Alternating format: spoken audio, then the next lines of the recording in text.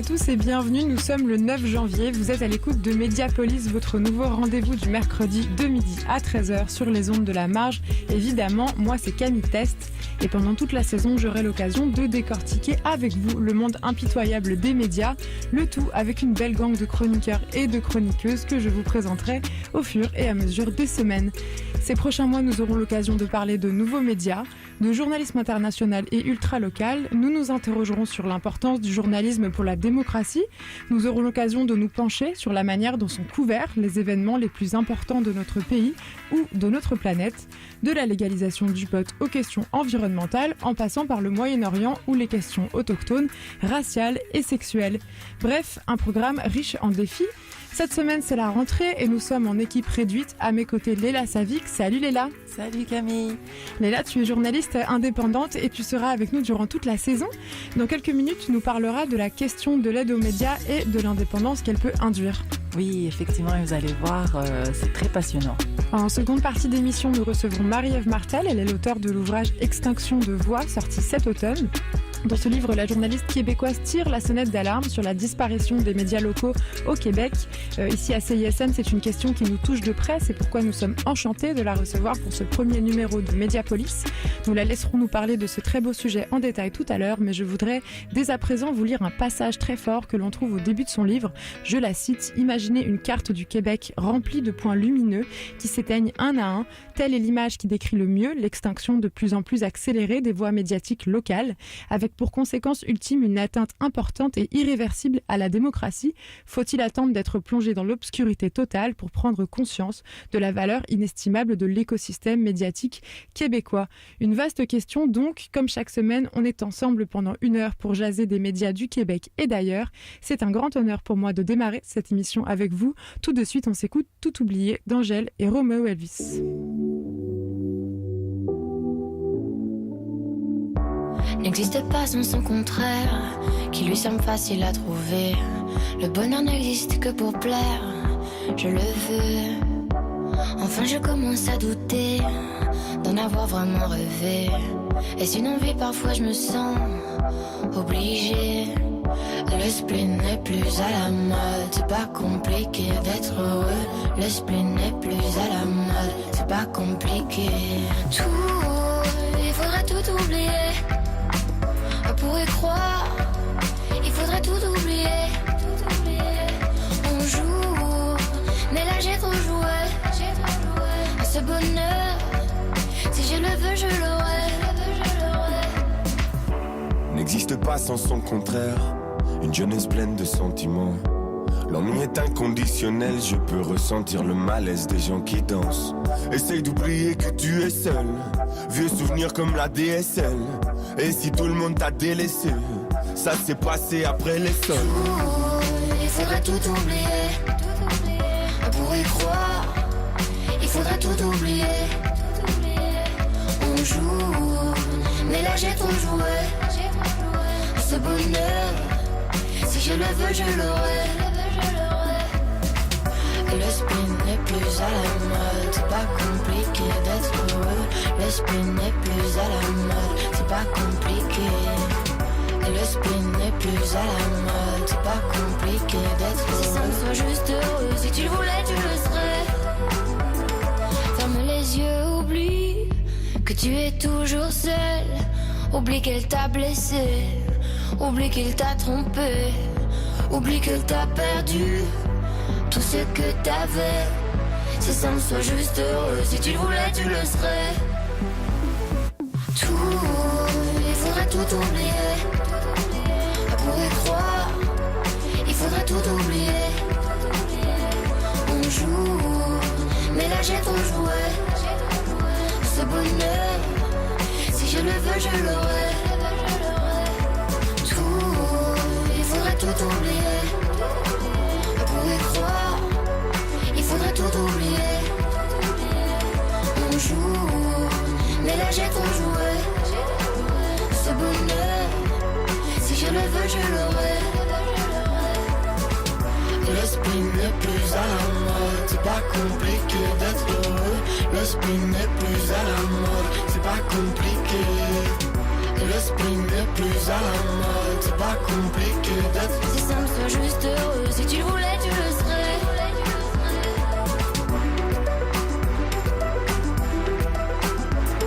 C'est simple, sois juste heureux. Si tu le voulais, tu le serais.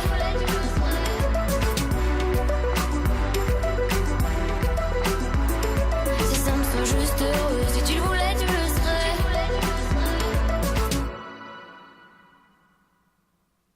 C'était Angèle et Roméo Elvis avec Tout oublié. Bienvenue à ceux qui nous rejoignent. Vous êtes à l'écoute de Mediapolis tous les mercredis de midi à 13h sur les ondes de la Marge, bien sûr.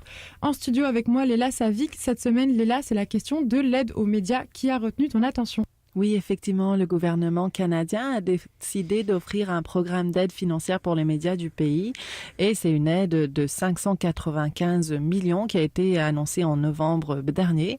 On peut dire qu'effectivement, cette aide a reçu certaines critiques de la part du gouvernement conservateur stipulant que ça ferait en sorte que les médias seraient à la merci du gouvernement Trudeau. Alors que nous savons que plusieurs personnes ne font plus nécessairement confiance aux médias, cette question malaisante pour plusieurs d'entre nous doit quand même se poser.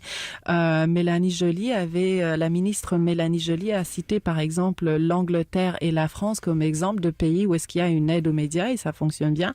On va pas s'attarder sur l'Angleterre, mais aujourd'hui plutôt sur la France pour regarder comment est-ce que cette aide aux médias fonctionne en France. Attention, je ne vais pas utiliser l'exemple français pour dire que cette aide fera en sorte que les médias seront à la patte du gouvernement Trudeau, hein. Par contre, il est quand même intéressant de se poser des sérieuses questions par rapport à pourquoi est-ce que cette aide aux médias en France, justement, elle est accordée à des médias très, très riches. Donc, l'aide aux médias en France, elle comprend 1,4 milliard d'euros. Or, dans la presse écrite, les médias recevant le plus grand montant de cette aide sont privés et détenus par des milliardaires ou des banques. Donc, dans le top 5 de la presse écrite les plus financés par l'Hexagone en 2016 par ordre de montant figurent aujourd'hui en France Libération, Ouest France, Figaro et Le Monde. Et ces 5 médias appartiennent à des milliardaires qui ont aussi eu des proximités avec le gouvernement. Donc on va les décortiquer un peu si tu veux. Allez. Alors, il y a l'homme d'affaires Bernard Arnault, qui est la première fortune de France et d'Europe, 4e fortune mondiale en 2018 selon Forbes, quand même, hein. Il détient Les Échos, aujourd'hui en France, Le Parisien, Radio Classique et le journal Investir.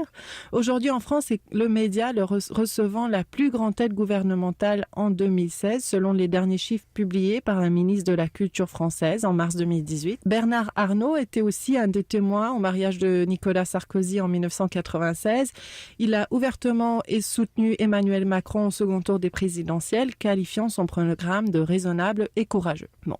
Après, il y a Mathieu Pigasse, le propriétaire des quotidiens Le Monde, Rue 89, Nouvel Observateur, Radio Nova et Vice Media, Huffington Post, Les Inrecuptibles, qui a été de passage au cabinet ministériel de DSK, Laurent Fabius, Manuel Valls et d'autres figures politiques françaises, alors qu'il était à la présidence de l'Hexagone. Nicolas Sarkozy avait même demandé à Pigasse d'être secrétaire d'État, offre qu'il a refusée.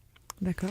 Après, il y a le propriétaire du Figaro, Serge Dassault, 6e fortune de France, qui a été maire de Corbeil-Essonnes de 1995 à 2009, sénateur de la République de 2004 à 2017, pas moins. Décédé en 2018. Décédé en 2018, monsieur Dassault, justement, qui était aussi un marchand d'armes et accusé de corruption pour fraude fiscale, distribution de pots de vin lors de son élection. Et en 2017, il avait été condamné à une amende de 2 millions d'euros et 5 ans d'inéligibilité et interdiction d'exercer une fonction publique. Le Figaro est le 4e média écrit le plus aidé en France en 2016. Libération, le 2e média le plus aidé en France en 2016, est détenu par l'homme d'affaires Patrick Drahi, qui détient aussi l'Express, l'Expansion, Lire, 49% de BFM Business et BFM TV. Avec Drahi, il y a une petite controverse parce qu'il a racheté SFR Média, un groupe donc qui appartient à BFM TV, si je me trompe pas. Pardon. Je vais juste dire. Donc, l'homme d'affaires qui a eu une transaction qui a été, si on peut dire, approuvé par Emmanuel Macron par le biais de son conseiller Bernard Mourad. Et Bernard Mourad, en fait, qui a été nommé PDG de SFR Presse, donc le groupe qu'il avait acheté en 2016, il a par la suite rejoint la campagne de Emmanuel Macron à titre de conseiller spécial en recherche de financement.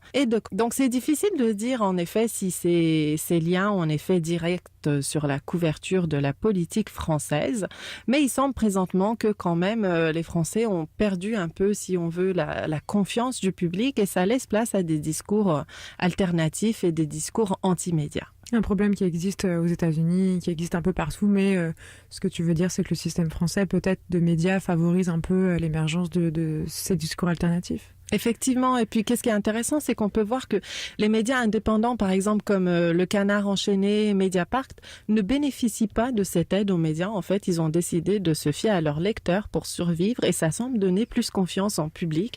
Puis si on regarde un peu présentement la manière dont on couvre les gilets jaunes ou l'intervention française même à l'étranger, eh bien on peut remarquer que ces médias indépendants ou même les médias étrangers installés en France, c'est que peut-être RT France, Sputnik France, AJ+, donc ils sont aussi semés de controverses, mais on peut dire quand même qu'ils sont un peu plus culottés pour nous dire si le roi est nu.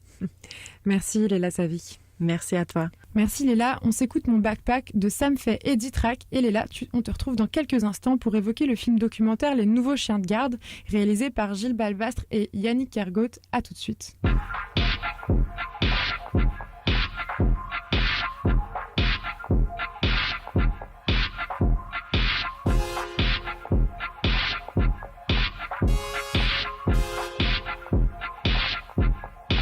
J'ai un billet Greyhound direction downtown que je suis prêt à revendre à la station Jeanne-Mance. Dans mon sac j'ai ma carte de banque, des livres, des bibliothèques puis j'ai ma carte de membre. J'ai des papiers sur lesquels tu trouves des tas de rap. Dans mon backpack toutes mes émotions sont palpables. J'ai des cartes de basket, j'ai des films de Van Damme, j'ai des gants de Jean-Pascal puis les billes de Jeanne d'Arc. Je fais pas de sortie sans mon backpack, mon backpack, mon backpack. Mon ordi dans mon backpack, mon backpack, mon backpack. J'ai plein d'amis qui ont un backpack, un backpack, un backpack. Je ma vie dans mon backpack, mon backpack, mon backpack. Dans mon backpack, j'ai mon cartable, mon tam-tam, des sections secrètes comme la carte de Batman. Un jeu de cartes et les clés de mon appart, une version DVD de l'Empire contre-attaque, un ballon de basket, un vinyle sale, un crabe avec des pinces d'or, 7 boules de cristal.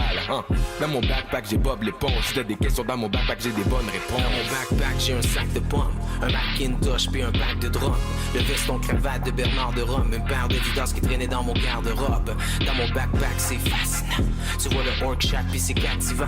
Tu vois un fond de lac puis des achigants, des vieux CD compacts qui sont captivants. Je fais pas de sortie sans mon backpack, mon backpack, mon backpack. Mon ordi dans mon backpack, mon backpack, mon backpack. J'ai plein d'amis qui ont un backpack, un backpack, un backpack. Je ma vie dans mon backpack, mon backpack, mon backpack, mon backpack, mon backpack.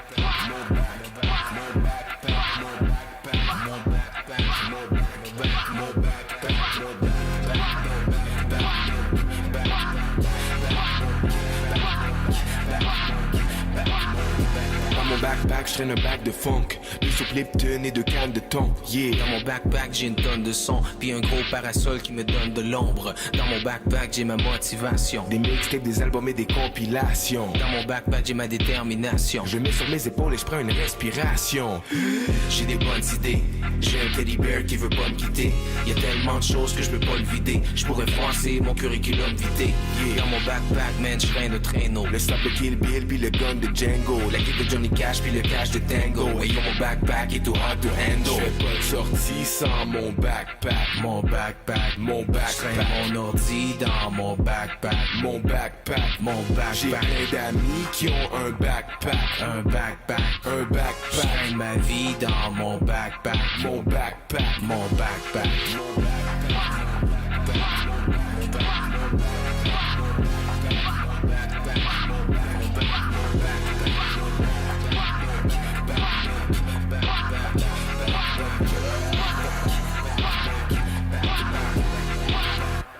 C'était Mon Backpack de Sam Fay et Ditrak. Vous êtes toujours sur les ondes de CISM 89.3 FM.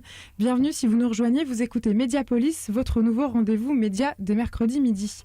Léla Savitch, pour cette seconde chronique, tu as souhaité évoquer la question de l'indépendance des médias dans l'Hexagone à travers le film documentaire Les Nouveaux Chiens de Garde, sorti en 2011. Oui, un film de 104 minutes réalisé par les journalistes Gilles Balbastre et Yannick Kergoat, sorti en France en 2012. C'est une adaptation de l'essai du même nom de Serge Alemi, paru en 1997 et réédité en 2005. Il reprend le titre du célèbre ouvrage de Paul Nizan, Les Chiens de Garde, paru en 1930 à peu près.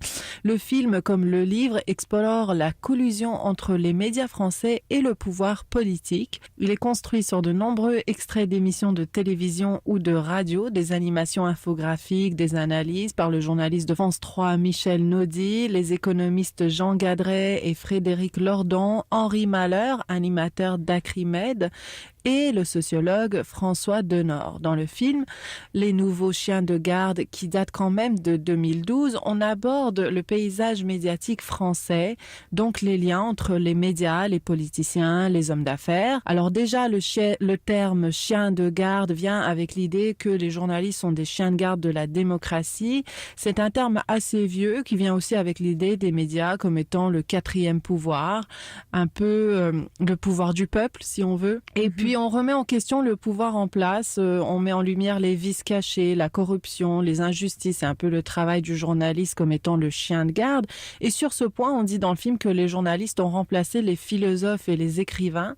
Ce sont eux qui donnent le pouls de la société. En tant que journaliste, donc on a une grande influence sur ce qui est dit sur la société. On peut résumer le film en une phrase, une interrogation que je dirais, c'est les chiens de garde le chien de garde de la démocratie est-il devenu un gentil toutou qui lèche les bottes de son propriétaire? Bon, c'est un peu la question qu'on se pose dans le film.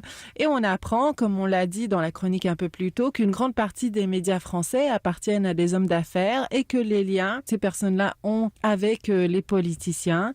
Donc, on parle de l'agglomération des médias. Il y a une phrase que j'ai trouvée intéressante. Elle dit « Pour ces groupes, vendre de l'information a un double intérêt, disposer d'un levier politique évident et faire des profits. » En plus, on apprend qu'il y a certains spécialistes économiques qui sont souvent invités dans les médias, mais qu'est-ce qui est assez insidieux, c'est qu'on présente cette vingtaine d'experts qui sont toujours présents pour commenter l'actualité économique. On les présente en tant que personnes à titre universitaire. Donc, on ne présente pas en fait le fait qu'ils sont propriétaires de certaines entreprises ou qu'ils siègent sur plusieurs CA de certaines industries. Donc, on ne précise pas du tout aussi que ces experts font aussi partie du dîner des siècles. Et le dîner des siècles, on en parle dans le film. En fait, c'est un dîner dans lequel plusieurs personnes se rassemblent à chaque mercredi de la fin de mois. Selon le film, il y a une collusion entre les élites économiques, politiques et médiatiques. On peut y voir des hommes politiques, des figures médiatiques, des journalistes, certains cadres de plusieurs publications. Et les économistes, cette vingtaine d'experts qui paralysent les médias. Et il y avait une phrase qui a été citée dans le film. On dit dans le dîner du siècle, il y a rien qui se dit à l'intérieur qui doit être répété. Donc, on y partage, dit-on, des secrets d'État. Le politologue français Henri Malheur dit donc « Tout ne s'explique pas par l'économie, mais rien ne s'explique sans elle. » Et j'ai trouvé ça intéressant parce que c'est une phrase qui nous permet de réfléchir aux intérêts économiques de certains médias, inviter certaines personnes à parler de certains sujets et de ne pas parler de certains sujets. Et puis, on aborde aussi le classisme en journalisme, ce qui est très d'actualité, si on regarde le combat des Gilets jaunes en France présentement, les connivences entre les journalistes, ce que nous apprenons aux étudiants en journalisme, mais surtout la classe sociale à laquelle ils appartiennent. Le journaliste est quand même un bourgeois, nous dit-on. On dit que les médias ont beaucoup stigmatisé en fait les révoltes. On dit que les médias ont beaucoup stigmatisé les révoltes ouvrières, qui ne connaissent pas les ouvriers, qui les considèrent hors le champ social. Et il y a une phrase tirée du livre de Paul Nizan qui est citée dans le film que j'ai trouvé intéressant. On dit « Le bourgeois juge ingrat le peuple révolté ». Je crois que c'est intéressant de se pencher sur cette citation en fait pour voir un peu qu'est-ce qui se passe présentement en France et la manière dont on traite certaines révoltes par rapport justement aux Gilets jaunes. Et il y a aussi un regard sur l'impunité des journalistes. On parle de personnes qui au début de leur carrière étaient un peu, si tu veux, des emmerdeurs professionnels, des chiens de garde, Mais on se rend compte que rapidement, ces personnes-là ont changé de camp et sont devenus justement des gentils toutous et ne seront pas trop dérangeants finalement en fin de compte. Et Michel Naudy, chargé de mission à France 3, dans le film, il dit quelque chose, je vous le cite, il dit qu'on me cite un exemple de journaliste qui a commencé sa carrière dans le non-consensus, la contradiction, et qui n'a pas été soit passé aux oubliettes, soit récupéré. Il n'y a pas d'alternative. Vous ne restez jamais à l'antenne impunément. Donc voilà, c'est un regard très critique sur qu'est-ce qui se passe en France. Léla, est-ce qu'on aurait pu faire un film similaire au Québec? Ah bah écoute, je ne me suis pas posé la question très honnêtement, mais je crois que ça serait intéressant justement au Québec qu'on se pose ces questions-là, parce qu'il y a quand même une culture en France par laquelle on se pose beaucoup ces questions-là. Je crois que ça serait très intéressant qu'on puisse faire un film similaire au Québec, puis voir est-ce que c'est possible que les experts économiques qui sont invités ont certains liens dont on ne sait pas. Est-ce qu'il y a des connivences auxquelles on n'est pas au courant? Effectivement, on pourrait peut-être se poser ces questions-là. Par contre, au Québec, il y a quand même une culture anglo-saxonne par laquelle le journaliste doit toujours rester neutre. Donc c'est pas exactement la même culture qu'on a en France. Et puis dire que les médias sont à la patte du gouvernement au Québec, c'est peut-être un peu poussé, quoique je suis pas une experte et j'ai pas encore fait ma thèse de doctorat là-dessus. Mais c'est peut-être une thèse de doctorat à développer, quoi. Affaire à suivre. Donc merci Léla. Dans quelques minutes, nous serons rejoints par Marie-Ève Martel pour parler de la crise de la presse locale au Québec. Et d'ici là, on s'écoute Malaise de l'Homme Pâle et Je veux le motel, Pâle-Ritz de Qualité Motel. A man has no name. En enfer que des belles femmes, j'encaisse pas bien les symptômes. Tête chauve comme un four, cousin, c'est dur de réfléchir. La tentation devient néfaste, j'ai fait du mal à ma sainte paume. Couille grosse comme un fougou, que c'est dur de réfléchir. Aïe aïe aïe aïe aïe aïe, tout dans la queue, j'ai plus de sang dans la tête. Aïe aïe aïe aïe aïe aïe, c'est sûr je vais faire un malaise. Aïe aïe aïe aïe aïe aïe, tout dans la queue, j'ai plus de sang dans la tête. Aïe aïe aïe aïe aïe, c'est sûr je vais faire un malaise. Dès le matin, j'entends pas le pal. Je suis pas le plus beau, je m'emballe pas. Radar à fesses, fais de l'investigation. Mon excitation devient palpable. Je suis pas casanier, je peux pas changer. Faut bien que je fasse prendre l'air à mon engin. Le téléphone sonne quand je suis sous la douche. Ça parle d'un apéro chez un frangin. Je demande encore s'il y a de la meuf, ça fait pitié. Comme si j'avais encore 17 piges. Poto c'est chouette, tu me racontes ta semaine. Mais dis-moi, derrière toi c'est qui cette biche? Je veux tout savoir, j'ai un problème. La liste sera jamais trop pleine. Y'a des nouvelles arrivantes tous les jours. Et c'est pas de ma faute si je vis dans un gros bled. J'ai dans le foie qu'une lettre à poster, mais y a trop dur. Je fais de la peine, on dirait une pub préventive pour les drogues dures. Je perds la tête et je lutte pour retrouver le calme. Y a des lèvres qui chuchotent dans mon crâne. En enfer que des belles femmes, j'encaisse pas bien les symptômes. Tête chauve comme un four, cousin, c'est dur de réfléchir. La tentation devient néfaste, j'ai fait du mal à ma sainte paume. Couille grosse comme un fougou, que c'est dur de réfléchir. Aïe aïe aïe aïe aïe aïe, tout dans la queue, j'ai plus de sang dans la tête. Aïe aïe aïe aïe aïe aïe, c'est sûr je vais faire un malaise. Aïe aïe aïe aïe aïe aïe, tout dans la queue, j'ai plus de sang dans la tête. Aïe aïe aïe aïe aïe, c'est sûr je vais faire un malaise. Les filles c'est mon travail, c'est pas des camps va. C'est bien la première fois que je vais dans ce bar. Mais je peux briller sur la piste en deux spies, même si les autres ne dansent pas. Mes compétences parlent d'elles-mêmes. J'habite chez ma mère, j'ai pas 5 pioles. Mais je suis intelligent, j'ai des techniques. Et si elle a une belle paire de symbios, on sera en symbiose. On a fait chin-chin en boom. Puis je me suis retrouvé dans sa chambre. Elle a mis Billie Jean en boucle. Elle a pris mes litchis en bouche. Bah quoi, je les ai lavés, pas de quoi se plaindre. On est quand même mieux qu'au car plat. On baisera à deux sur un 4 places. Bâton dur comme un capla. Hey, je suis possédé, mon alcoolisme habite. J'ai beaucoup de libido, j'ai pas de libre arbitre. Romantique, j'ai dit que je savais lire tes yeux. Ah, j'espère que tu sais lire ma... Sexe violent sans échymose, sexe couvert comme un esquimau. Faut surtout pas que je cède à ses fesses, même si ça ressemble à de la guimauve. En enfer que des belles femmes, j'encaisse pas bien les symptômes. Tête chauve comme un four, cousin, c'est dur de réfléchir. La tentation devient néfaste, j'ai fait du mal à ma sainte paume. Couille grosse comme un fougou, que c'est dur de réfléchir. Aïe aïe aïe aïe aïe aïe, tout dans la queue, j'ai plus de sang dans la tête. Aïe aïe aïe aïe aïe, c'est sûr je vais faire un malaise. Aïe aïe aïe aïe aïe, tout dans la queue, j'ai plus de sang dans la tête. Aïe aïe aïe aïe aïe, c'est sûr je vais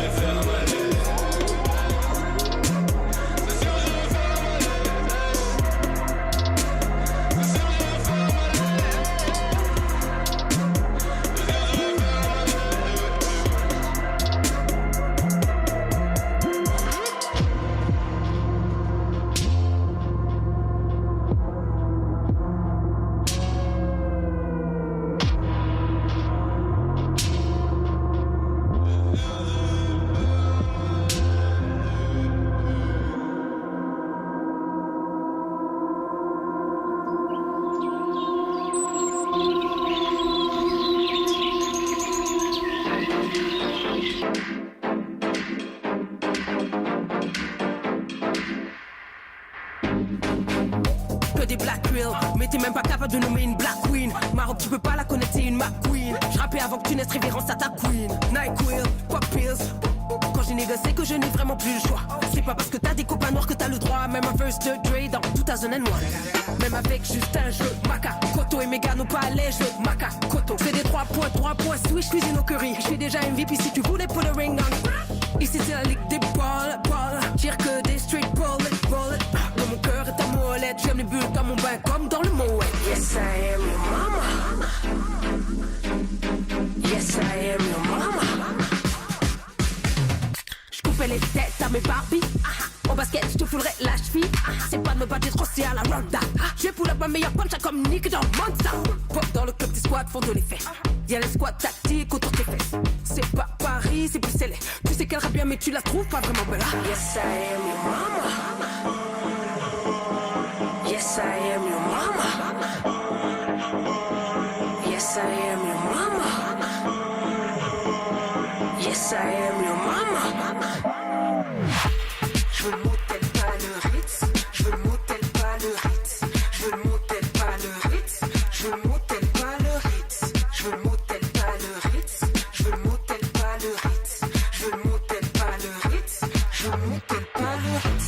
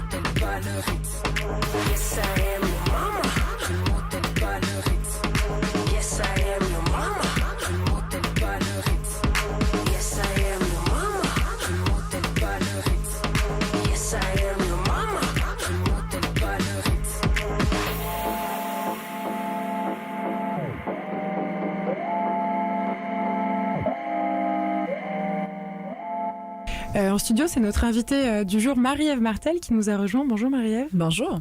Bienvenue à Mediapolis. Marie-Ève, tu es journaliste, tu es basée au Québec, tu collabores à La Voix de l'Est et tu es surtout l'auteur d'un livre qui s'intitule Extinction de voix, plaidoyer pour la sauvegarde de l'information régionale, sorti à l'automne 2018 aux éditions Somme Toute. Oui. En 2 mots, de quoi parle cet ouvrage? C'est un cri du cœur, en fait, pour sensibiliser la population, tant les gens de la classe politique ou même certains journalistes qui sont pas en région, mais surtout monsieur, madame, tout le monde, le public là, qui consomme ou qui consommait des médias. Donc, leur rappeler l'importance là, des journaux locaux, mais aussi des télévisions, des radios communautaires là, hors Montréal. Marie-Ève, pourquoi avoir décidé d'écrire ce livre en 2018? Est-ce qu'on est dans une crise majeure du journalisme ultralocal en ce moment?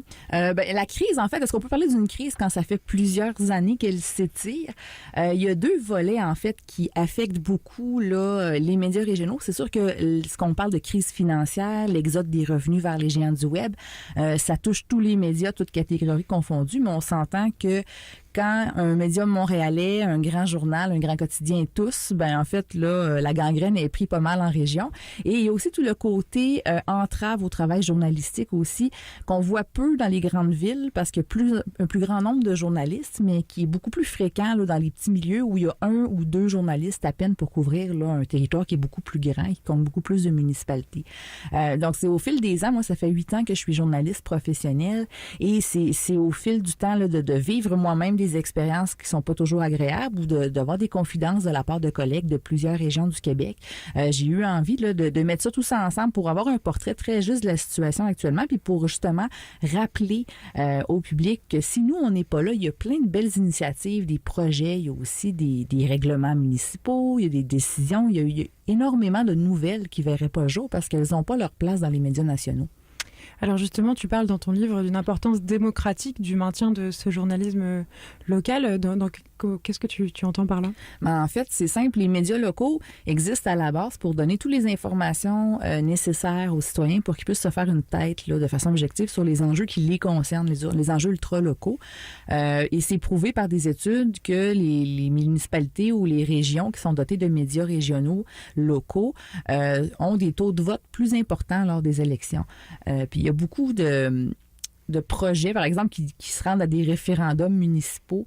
C'est parce que le journal local en a parlé et les citoyens ont vu. Parce que quand on va dans les séances de conseil municipal, normalement, il y a quelques citoyens. C'est bien rare que ça fait ça le comble, mais c'est pas rare après qu'un journal ait sorti une nouvelle un peu plus controversée sur un projet d'une ville, par exemple, que la séance suivante, on se retrouve avec une salle comble. Mm-hmm. Et tu parlais tout à l'heure un petit peu de toi, ce que tu as vécu en tant que journaliste ou que d'autres journalistes ont vécu. Est-ce que tu aurais des exemples un peu plus précis en fait de cette précarisation, de ces difficultés-là? En fait, là, le premier exemple qui me vient en tête, c'est l'interdiction de plusieurs municipalités de capter les images et le son dans les séances publiques. J'ai fait un petit recensement à l'actuel. Il y a à peu près une quarantaine de villes au Québec ou de MRC qui ont des règlements écrits dans lesquels c'est formellement interdit d'enregistrer ou de filmer les séances qui sont publiques. Ça, c'est en complète contradiction avec la loi sur les cités et villes et le code municipal. Il y a des plaintes qui ont été faites au ministère des Affaires municipales dans lesquelles on dit que les villes ne peuvent pas légiférer là-dessus parce que ça contrevient au caractère public des séances. Pourtant, malgré les blâmes du ministère, il n'y a absolument rien qui empêche les villes à l'heure actuelle de le faire. La plus récente, c'était la MRC de Témiscamingue un peu plus tôt cette année. La Fédération professionnelle des journalistes a dénoncé. Mais il y a aussi l'expulsion arbitraire de journalistes de séances publiques. Il y a des demandes d'accès à l'information pour des renseignements qui ne nécessitent pas un tel traitement. Là, je veux dire, par exemple, j'appelle dans une ville X pour demander une information. On va me la donner tout de suite. J'appelle la ville voisine. On me demande de faire une demande d'accès à l'information. Ça va prendre 30 jours avant que j'aie des nouvelles. Et parfois aussi, on a des informations qui sont caviardées juste parce que les villes ne savent pas qu'est-ce qu'on va faire avec ça, mais c'est pas à elles de décider qu'est-ce qu'on va faire avec ça non plus. Léla, une question? Oui, en fait, diriez-vous qu'il y a un peu plus de corruption un peu dans les régions? Est-ce qu'on pourrait dire ça d'un certain point de vue? Moi, je ne lis pas ça à la corruption parce que c'est deux choses. Hein. Être frileux avec les journalistes puis être corrompu, c'est deux choses totalement différentes. Là, et je veux vraiment pas traiter aucun élu de corruption parce que personnellement, je n'ai pas eu affaire à des élus corrompus. Mais c'est ce qu'on remarque depuis quelques années, en fait, c'est que les villes vont gérer leur image un peu comme des entreprises, un peu comme des produits. Donc, on parle d'image de marque. Hein. C'est plus juste de communiquer l'information, c'est de la transmettre pour donner une image positive de la ville. Un exemple de ça, à Drummondville, en 2016, la municipalité a adopté une politique de communication qui est carrément une image de marque à gérer. Et toutes les communications, les demandes de journalistes doivent transiger par le bureau du maire et les conseillers ne peuvent pas en parler là, à titre personnel sans d'abord s'adresser au maire pour voir qu'est-ce qu'il en pense. Et la plupart des dossiers vont relever du maire. Dans plusieurs villes du Québec, on peut pas parler directement au directeur des différents départements. Il faut passer par quelqu'un qui est responsable des communications. Donc là, plutôt que d'avoir une entrevue, par exemple, avec le directeur des travaux publics, on pose nos questions, il nous répond. On pose nos questions à la direction de la communication qui va aller voir le directeur des travaux publics, qui va nous revenir avec une première série de réponses qui vont entraîner d'autres questions. Puis là, finalement, ça étire les délais. C'est une information qui est filtrée, qui est embellie pour toujours maintenir l'image positive de la ville. Parce qu'il y a une frilosité par rapport aux médias. En sens où, il y a eu des histoires assez juteuses dans les dernières années, notamment en lien avec des cas de corruption. Et sans que les autres maires aient quelque chose à se reprocher, il y en a plusieurs qui pensent que nous, on est juste là pour leur chercher des bébites, pour leur trouver des poux. Et il y a une méfiance qui s'est installée par rapport à certains journalistes. Puis c'est dommage parce que on n'est pas là juste pour leur nuire, on n'est pas là non plus pour leur faire la part belle. On est là juste pour rapporter les faits puis répondre à des questions d'intérêt public. Oui. Marie-Ève Martel, on dit que l'information locale a chuté de moitié au Canada au cours de la dernière décennie. Est-ce qu'on a un peu au Québec des grands exemples, en fait, des cas vraiment importants dont on pourrait parler rapidement? En fait, de mes propres calculs, de ce que j'ai trouvé dans mes recherches, là, il y a au moins une quarantaine d'hebdomadaires qui ont disparu là, depuis à peu près 2012-2013. C'est sûr qu'au Québec, le plus gros exemple, c'est la guerre des hebdos qui a eu lieu là, à la fin des années 2000, début 2010, où Québécois, avec sa division Sun Media, a décidé d'acquérir un certain nombre d'hebdomadaires là, pour envahir ce marché-là. Le but étant de créer le Sac Plus, un concurrent direct au fameux Publisac. Et donc, c'était pas une guerre pour l'information, c'était une guerre pour avoir les circulaires, donc les revenus publicitaires. Ça montre un peu l'importance que certaines entreprises de presse ont à l'égard des contenus par rapport aux contenants. Et bon, là, en réponse, le plus grand joueur de l'hebdomadaire à ce moment-là, Transcontinental, TC Média, a acquis ou s'est affilié à d'autres hebdomadaires et ils ont eu de la création sur les territoires inoccupés de plusieurs autres hebdomadaires. À l'époque, je demeurais sur la Rive-Sud de Montréal. Personnellement, je recevais 5 hebdos différents par semaine qui traitaient des mêmes nouvelles. Ouais, quand même. Et là, c'était une espèce d'âge d'or de l'hebdo. Ce qui a fait aussi, c'est que la concurrence a fait baisser énormément le prix des publicités dans ces hebdos-là. Parfois même jusqu'à 60% selon les territoires. Et donc, c'était un marché qui était plus vivable avec un nombre important de publicités, pas plus de publicitaires. Et donc là, ce qui est arrivé, c'est que ça s'est effondré. Il a fallu éventuellement que Québécois se retire du marché. TC a récupéré des publications, mais là, le bureau de la concurrence lui a dit qu'il devait en vendre pour pouvoir approuver la transaction. Et il y en a quelques-uns qui ont été vendus et ça s'est réglé par, en fait, il y en a 20 hebdos qui ont fermé. Donc ça, c'était en 2014. Et là, en 2017-2018, TC a décidé de se retirer aussi du marché de l'hebdomadaire avec aussi Métro, donc en mettant 93 titres à vendre. Et bon, il y en a beaucoup qui ont été repris, heureusement, mais quelques-uns ont fusionné ou disparu aussi. Donc c'est une lente extinction des voix, là, d'où le titre de mon livre. Et donc ça, c'est pour le niveau de l'hebdo, c'est là que c'est le plus frappant parce que, bon, en région, outre, par exemple, Groupe Capital Média qui publie La Voix de l'Est qui m'emploie et 5 autres quotidiens au Québec, ben les médias qu'on retrouve en région, ce sont pour la plupart des hebdomadaires. Il y a aussi des radios communautaires, des télévisions communautaires, des petits journaux communautaires. Donc, il n'y en a pas beaucoup qui ont fermé. Je sais qu'il y a Choc FM qui a fermé aussi là, à la fin de l'année dernière. Donc, faute de financement, ici à Montréal, bon, il y a eu CIBL aussi qui a fait quand même couler Junk. Là. Donc, il y a eu Pamplemousse, heureusement, il y a eu le sociofinancement qui permet de donner un sursis, mais c'est des initiatives comme ça là, qui, faute de revenus, pour la plupart du temps, sont amenées à disparaître s'il n'y a rien qui est fait.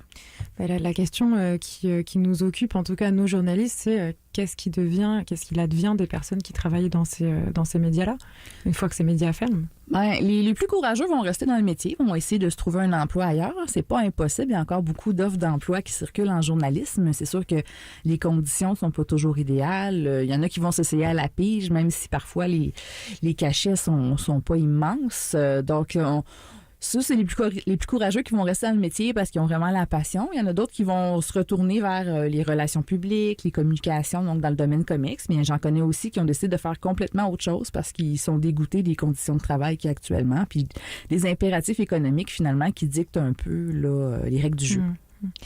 Marie-Ève Martel, on se fait une petite pause musicale avec le bon moment de Salomé Leclerc et on se retrouve juste après.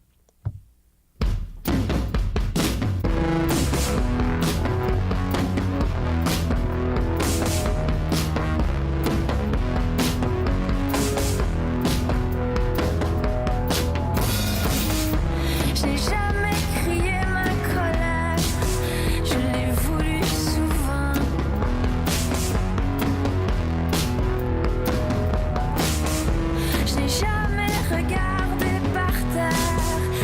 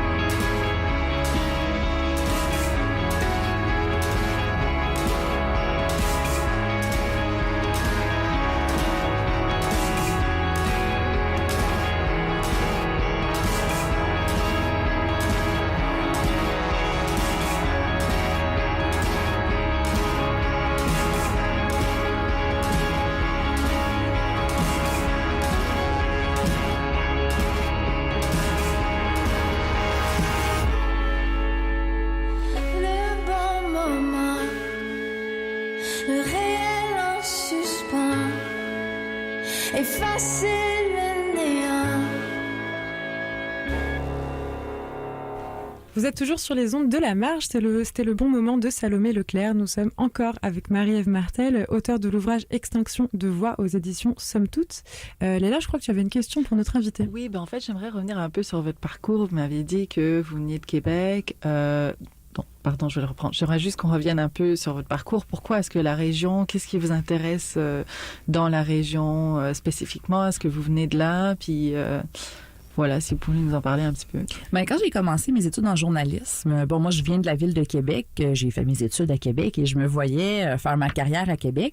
J'avais bon espoir de travailler au quotidien Le Soleil, que je lisais depuis que j'étais toute petite. Idéalement, même devenir courriériste parlementaire à l'Assemblée nationale, rien de moins.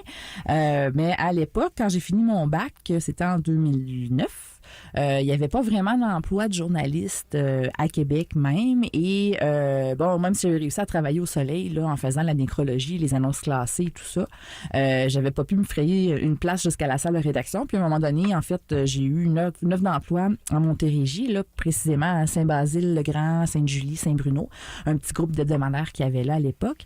Et donc ma carrière s'est passée à 100% dans les régions et j'ai découvert quelque chose que je pensais pas que j'allais trouver dans mon métier. C'est la proximité avec les gens, le contact assez étroit avec la communauté. Donc, c'est des gens, des intervenants auxquels on fait affaire très souvent. Donc, il y a des liens qui se tissent et puis c'est facile après d'être au courant de ce qui se passe. Puis, quand on parle avec les lecteurs ou les auditoires, là, si on veut, de nos communautés, c'est des gens qui sont très attachés à leurs médias parce que c'est les seuls endroits où ils peuvent savoir ce qui se passe chez eux. Sans qu'eux aient à sortir et à faire le tour là, des séances de conseil, des agendas communautaires, tout ça. Tout est dans leurs médias. Et il y a quelque chose de franchement le fun à faire, à être impliqué dans ce milieu-là et peut-être de plus personnel que si on travaillait à Montréal. Mais j'aimerais savoir comment est-ce que c'est quoi être un journaliste en région? Est-ce que c'est plus difficile qu'être journaliste dans une grande ville? Est-ce que c'est plus excitant? Comment est-ce que vous le vivez en fait?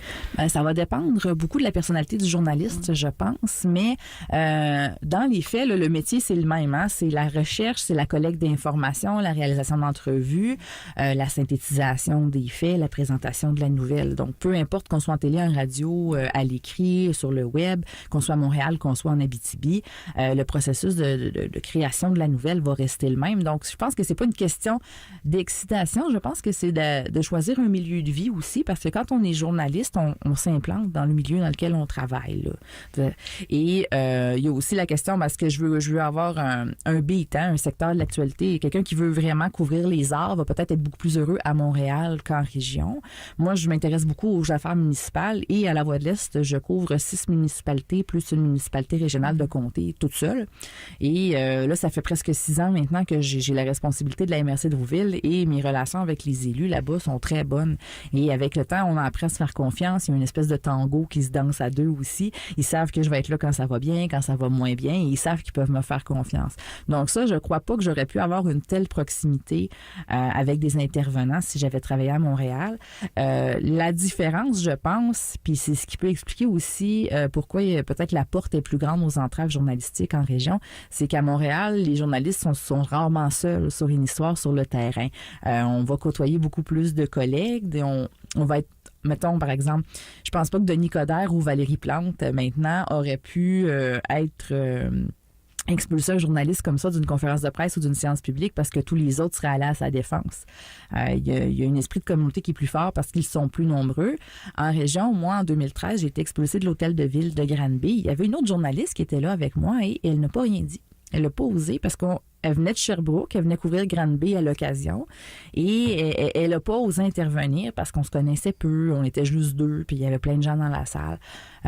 Donc, je pense que c'est plus à ce niveau-là, là, selon les ambitions personnelles de chacun, mais chaque côté a ses défis finalement, mais je pense qu'on peut tous y trouver notre compte. Donc, en fait, vous dites que la précarité des journalistes en région crée une espèce d'omerta, si vous voulez, par rapport à certains sujets. Ah ben tout à fait. Je veux dire, il y a des journalistes qui n'osent pas dénoncer les problèmes là, auxquels ils sont confrontés par des administrations l'élection municipale de peur de représailles. Puis c'est pour ça qu'il y a beaucoup d'exemples qui sont anonymes dans mon livre. Il y en a quelques-uns où je nomme les journalistes parce qu'ils étaient d'accord.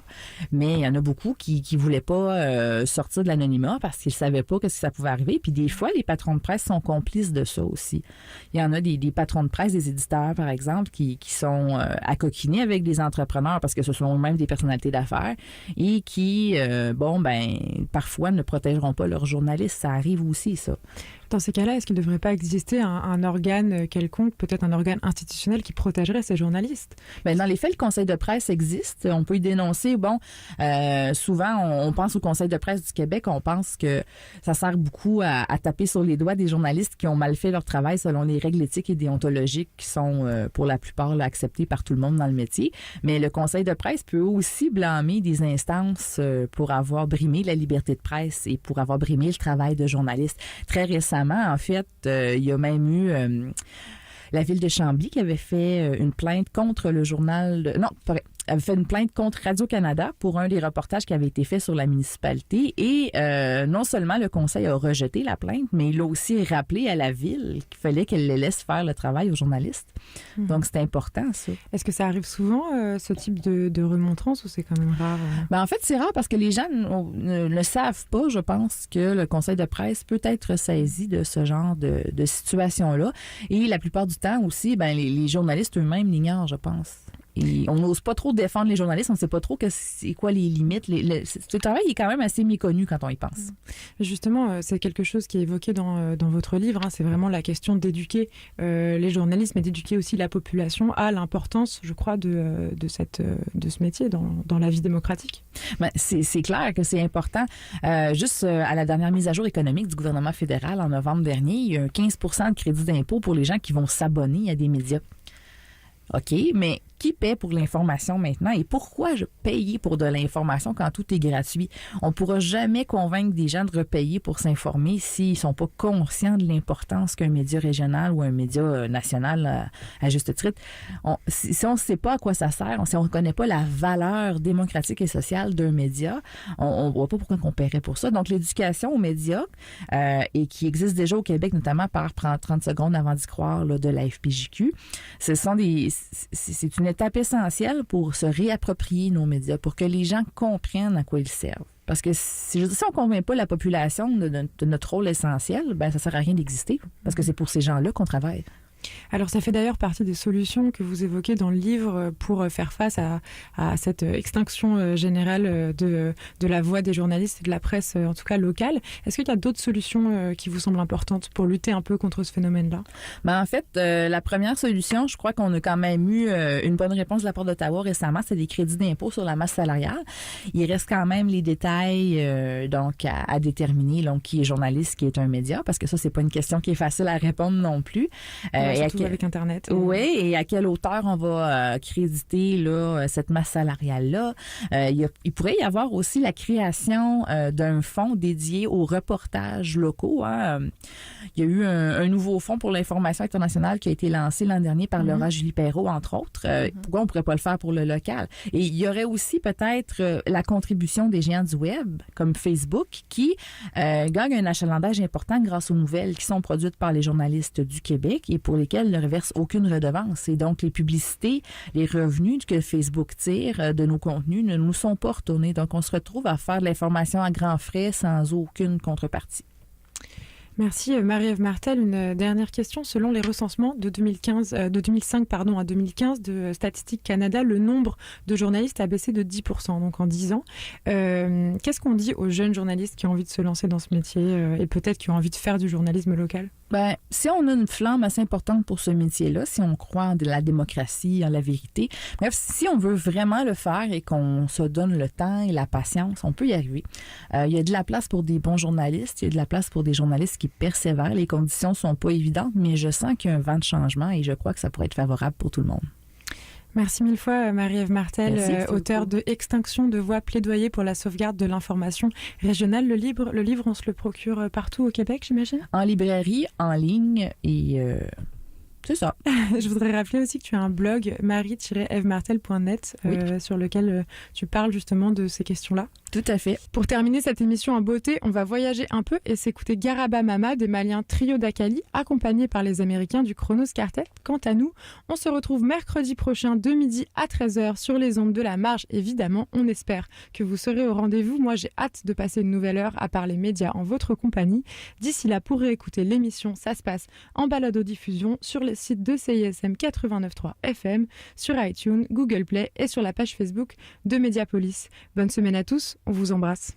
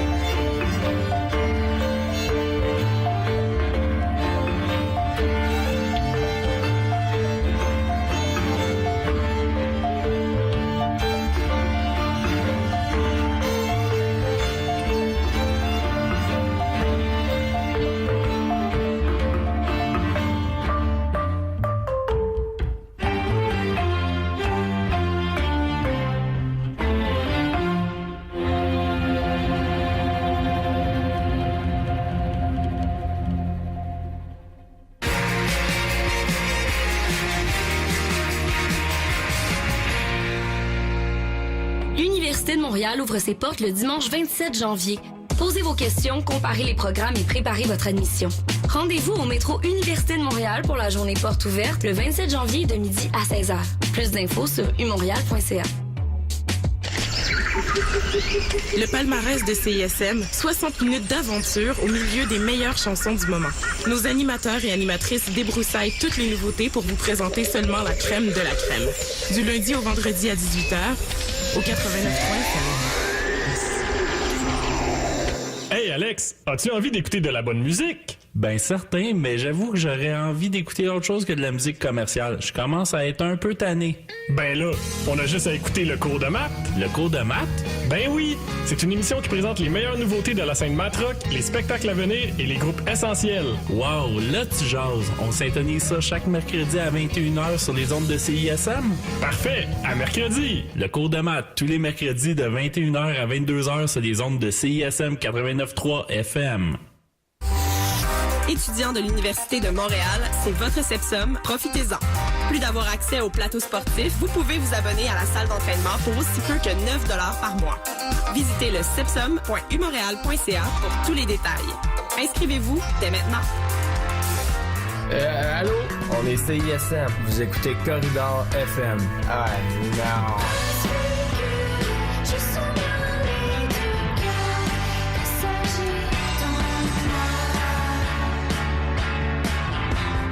Aux Itinérantes, on vous présente l'ultime calendrier culturel de la métropole. Du théâtre au cinéma, du cirque à la danse, du théâtre aux écuries à la licorne, du art gang au Wilder, de votre salon à la scène.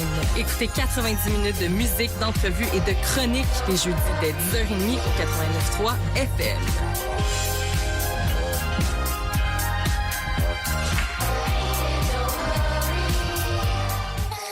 Ici Milk & Bone et vous écoutez CISM.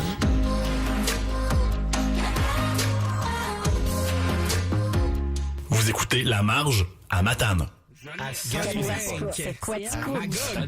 À Saint-Julie.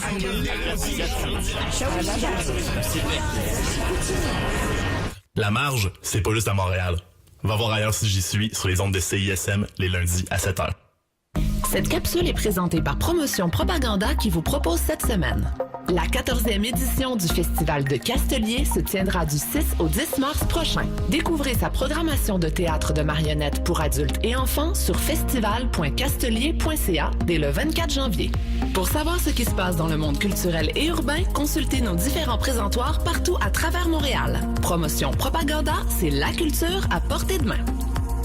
Je suis Béris. Salut, je m'appelle Louis-Philippe Gingras. Bonjour, ici Claude Pelgag. Je suis Félémon Simon. Salut, ici Lydia Kepelski. Je suis Antoine Corriveau. Je m'appelle Sarah Toussaint-Léveillé. Bonjour, je m'appelle Martha Charlotte Wainwright. Et j'écoute les Charlottes. J'écoute les Charlottes. Et j'écoute les Charlottes. Et j'écoute les Charlottes. Et j'écoute solidement les Charlottes. Et j'écoute les Charlottes. Je suis dans le parc Laurier, je me fais cuire un steak, puis j'écoute les Charlottes. Les Charlottes, tout le monde écoute ça. Tous les jeudis de 7h à 9h sur les ondes de CISM 89,3. C'est pas la fin du monde, mais ça même si on y arrive pas à fin de la semaine. Hey, c'est les louanges. Vous écoutez CISM. Faire un tour de char dans ta terre, c'est 96. Pop et les chaînes. Roche, papier, ciseaux, allumette, non, c'est le best game que tu pourras jamais jouer. Roche, papier, ciseaux, allumette, non, c'est le best game que tu pourras jamais jouer. Et oui, Roche, papier, ciseaux, les jeudis de 16 à 18h. Sur les ondes de CISM. Roche, papier, ciseaux, allumette, non, Roche, papier, ciseaux, allumette, non, c'est le meilleur jeu que j'ai jamais joué. Attention, attention, mon nom est MC Gilles et je sévis sur la grosse radio. Oh que oui! Dès vendredi prochain, entre 7h et 9h, je serai dans ton tympan, dans tes oreilles, dans ta grosse radio! Syntonise CISM 89.3 pour le meilleur du terroir, le meilleur de la musique méconnue et peut-être même tes chansons en me rejoignant au mcgilles.com. Donc vendredi, on se jase ça, on veut jouer de la musique fort, oh que oui!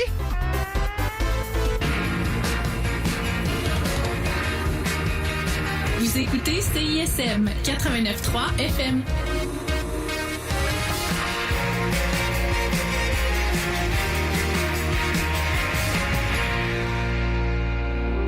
Bienvenue dans le Mix 25, 1h30 de musique francophone d'ici et d'ailleurs, sélectionnée par Benoît Poirier, directeur musical de CISM.